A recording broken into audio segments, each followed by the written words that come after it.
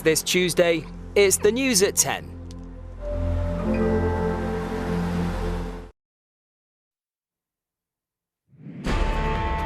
It is an absolute scandal, and there is scant evidence that anyone really seems to care about it. Daniel has another devastating report tonight, this time about the number of hard-working families who are homeless, priced out by rampant rent rises, and what that means for young boys like Callus.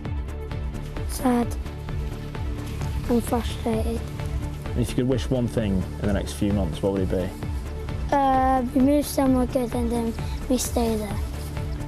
The council in Enfield's answer, a Labour council no less, is to try and send Callus's mum to the north of England, miles from her family, her job and support systems.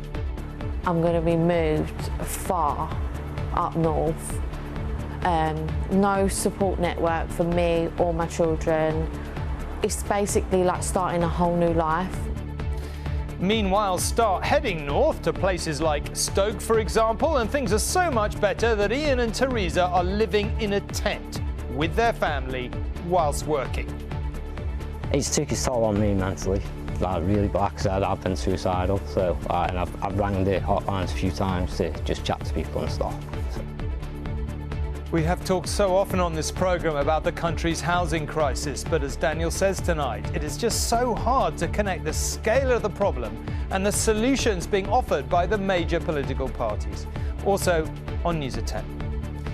Hanging by a thread, terrifying images of the people trapped for hours in a cable car in Pakistan. Georgia on my mind. Trump confirms he will turn himself in on Thursday. Jumping the lake, Dan Rivers has an eyewitness report from the wildfires in Canada, and Japan's plans to dump the nuclear wastewater from Fukushima into the sea.